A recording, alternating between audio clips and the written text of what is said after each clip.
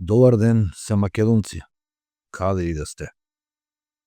Добре дојдовте во таинственото, мојот нов елоквентно именуван сегмент, каде споделувам различни приказни, засновани на вистински настани пред се, и сите озможени и доминирани од некаков мистериозен, бизарен, чуден, застрашувачки или генерално необјаснив таинствен елемент, без разлика дали сте религиозни, дали верувате во земјани, окултното, или сте како мене, едноставно уживатели на добра мистерија.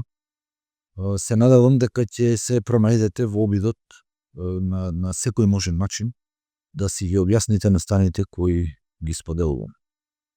Уживајте. Добро, значи, за денешната приказна се навраќаме во 2006 година, каде тогаш 20 годишната Сара почнува да сонува чудни соништа, а во кои се упорно се појавува непозната девојка под името Аурора. Во секој сон таа јасно можела да ја види Аурора која имала долга црна коса и изразени црти на лицето. Соништата биле различни, Сара се гледала себе си на разни места и во разни ситуации, кога во друштво со други луѓе, кога сама, кога на работа и така натаму. Но без разлика на ситуацијата, Аурора секогаш се појавувала. Понекогаш двете разговарале во сонот, иако Сара не може да се потсети зашто, не може да запамти, а понекогаш Сара ја гледа Аурора околу себе во разни ситуации, зависно од сонот, но една работа била заедничка во сите од овие соништа, во сите од овие сценарија, Аурора секогаш интензивно гледа во Сара и не ја испушта од вид. Овие соништа зачестуваат до толку што Сара почнува да се мисли дека сигурно некаде и некогаш во нејзиниот живот сретнала девојка со тоа име и поради тоа сигурно ја гледа во соништата, некако подсвесно Аурора и се појавува. Затоа Сара решава да се наврати во нејзината историја на постови на социјални мрежи, специфично слики. Почнува да разгледува слики како на својот профил, така и на профилите на своите пријатели, сите познати околу нејзе, надевајќи се дека ќе пронајде девојка која личи или барем наликува на Аурора. Но, за жал, долготрајната потрага не вродува со резултат, стотици прегледани слики и ниту една личност барем слична на лик со Аурора. Ова не ја обесхрабрило Сара, туку напротив сега веќе далеку посилно решена да ја пронајде Аурора. Таа почнува да пребарува на Google со разни клучни зборови кои опишуваат Аурора, се што запамтила од соништата, како и обиди да најде опис на ист или сличен сон постиран од некој друг човек на интернет. И покрај тоа што интернетот е речиси бесконечен, се тоа се покажало безвредно затоа што Сара не успева да пронајде или да дознае апсолутно ништо повеќе. Сара некако се помирува, а си мисли сепак е само сон, без разлика колку чуден, и се обидува да продолжи со животот, што по неколку месеци успева, затоа што Аурора комплетно исчезнува од соништата наеднаш, како ништо да не се случило. Ова конечно овозможува на Сара да се опушти, да продолжи со животот и по кратко време сосема да заборави на соништата, а и на Аурора. Неколку години подоцна, во 2009 на популарниот празник Ноќ на вештерките, Сара со една нејзина пријателка, после прослава на празникот со пријатели, се враќаат кон дома со автомобилот на Сара и во еден момент се исклучуваат од автопатот и застануваат на бензинска пумпа.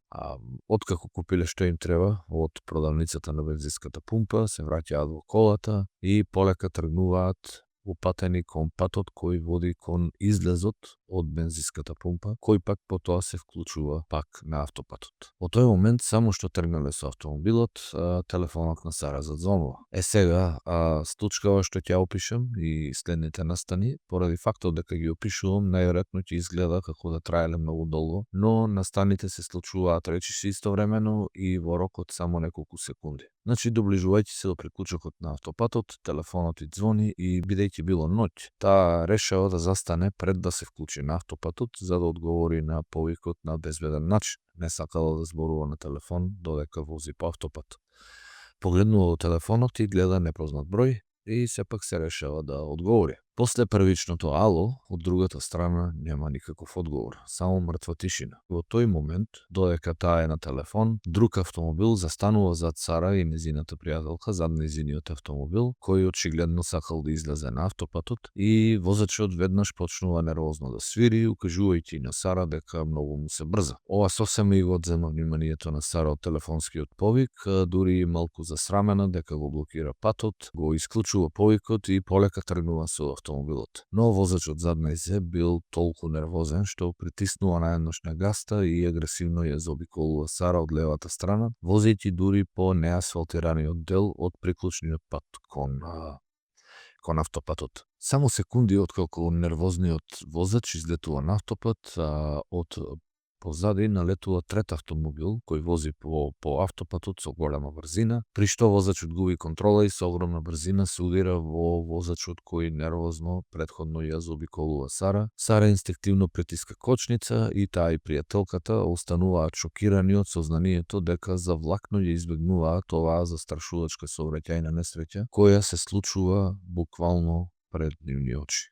Сара брзо го зема телефонот и повикува полиција. Полицијата пристигнува и нормално веднаш земаат изјава од девојките за тоа што се случило, како се случило и откако кршот малку се расчистува и сите возила за помош на пат кои биле тука полека си заминуваат. Полицајците само ги известиле девојките дека возачите на двете коли загинале во несреќата. Сара, иако шок, веднаш помислува на повикот кој го прими и сваќа дека тој повик всушност и го спасува животот. Чувствата на шок и благодарност се сега измешани, нормално, поради што Сара помислува не е лошо да се јавам на бројот кој ме повика и да заблагодарам на кој да беше од другата страна за тоа што ми го спаси животот, без разлика дали намерно или ненамерно. Но кога го повикало бројот, никој не одговорил. Наместо тоа, повикот се пренасочува кон автоматска секретарка, чија порака гласи: "Здраво, ја добивте Аурора, оставете ги вашите име и вашиот број после сигналот." На сите измешани чувства сега се надодава и огромна збунетост кај Сара од целиот овој бизарен настан. Но ноќта некако поминува, утредента веднаш штом Сара се буди, повторно го повикува бројот и овој пат Аурора одговара на повикот.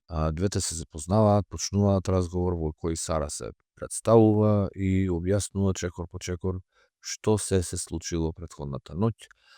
И не само тоа, туку и навраќање на чудните соништа во кои таа ја гледала Аурора се до повикот и сообраќајната несреќа. Но ова Аурора останува нормално изненадена, шокирана, но сепак се враќа во моментот и одговара дека е многу мило што некако успеала да го спаси животот на Сара, но сепак постоела мала забуна и кај низ. Аурора и рекла на Сара дека таа воопшто не ја побарала претходната вечер и дека многу е чудно како Сара и го нашла бројот. Не е јасно од каде Сара и го знае бројот. Иако Сара и рекла дека таа добила повик од Аурора, Аурора тоа го негира. Откако неуспешно се обиделе да дојдат до некаков заклучок или објаснување за тоа како се тоа се случило, девојките го завршуваат повикот и Сара останува тотално изгубена во конфузни мисли, се уште не верувајќи што се случи и што таа преживеа. Во тој момент добива идеја сега да ја побара Аурора на социјални мрежи повторно, овој пат со име и презиме кои Аурора ги дала при разговорот. Сара се логира на Facebook и ја пребарува Аурора по име и по презиме, резултатите се појавуваат и Сара сега доживува уште поголем шок и не може да поверува во што гледа. Прв резултат на листата од резултати е профилот на Аурора и нејзиното лице е на профилната слика. И тоа е апсолутно истиот лик кој години порано се појавувал во соништата на Сара. Тоа е жената од нејзините соништа, Аурора, која на некој необјаснив и бизарен начин ја спасува од сигурна смрт.